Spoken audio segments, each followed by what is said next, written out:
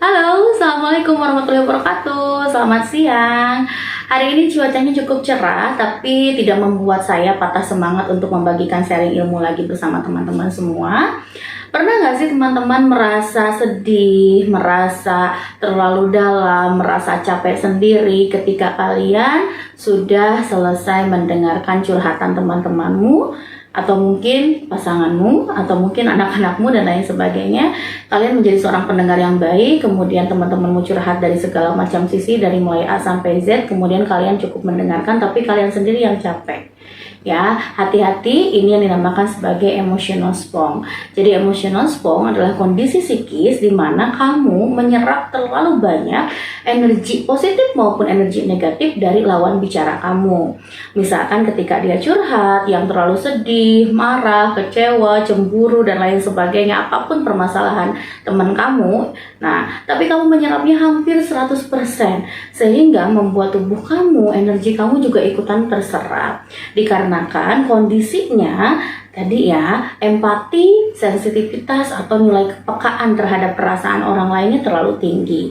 Ujungnya dia yang punya masalah, kamu hanya mendengarkan curhatan mereka, tapi kamu yang ikutan berempati terlalu tinggi. Nah, emotional spong ini biasanya memang banyak terjadi di kalangan kita karena terbiasanya kita menjadi seorang people pleaser.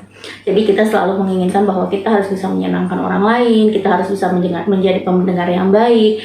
Tapi kalau ini terus-terusan dilakukan dan kamu tidak punya pengendalian yang bagus, ya sama saja kamu akan membuat dirimu tersakiti karena energi dalam tubuh juga habis.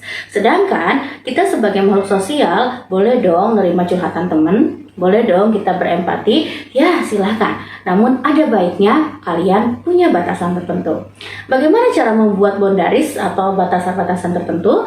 Mudah sebetulnya. Satu, ketika teman-teman kalian curhat, mau itu masalah yang positif, mau itu energinya negatif, atau mungkin permasalahan yang memang sekedar hanya ingin sharing saja, tetap kalian harus punya mindfulness ya. Jadi mindfulness di sini adalah batasan supaya kalian ketika kalian menyerap informasi dari teman-teman kalian, ketika mereka curhat dalam keadaan apapun, coba deh kita bikin boundariesnya dengan cara mindfulness. Belajar untuk membuat pemikiran kita sendiri, belajar untuk membuka pemikirannya untuk orang lain, tapi hikmahnya bisa kita dapatkan. Kemudian belajar meditasi setelah itu, ya. Kemudian menjadi people pleaser untuk orang lain memang itu sangat menyenangkan. Kita menjadi pendengar yang baik, orang lain nyaman dengan kita, tapi ada kalanya sampai emosi dari teman kita ini nggak boleh disimpan. Ya kita buangnya dengan cara yang lain, bisa dengan meditasi, bisa dengan olahraga, bisa dengan hanya mengambil hikmahnya saja kemudian dibuang, ya sudah selesai. Atau mungkin jangan terlalu larut sampai kitanya ya, oh iya ya bersedih lebih, oh iya ya kalau aku jadi dia tuh akan seperti apa, yang ujungnya kamu malah capek sendiri. Bahkan yang paling ekstrim dari emotional spong ini adalah selalu berpikir bahwa kalau terjadinya sama aku gimana ya, kalau terjadinya sama keluarga aku, sama rumah tangga aku, sama anak-anak aku tuh gimana. Jadi berpikir imajinasi dan fantasinya sangat tinggi, sehingga sebetulnya dari masalah kecil kamu hanya menjadi pendengar curhatan teman, malah kamu yang membuat masalah sendiri di dalam pikiran dan juga perasaan kamu.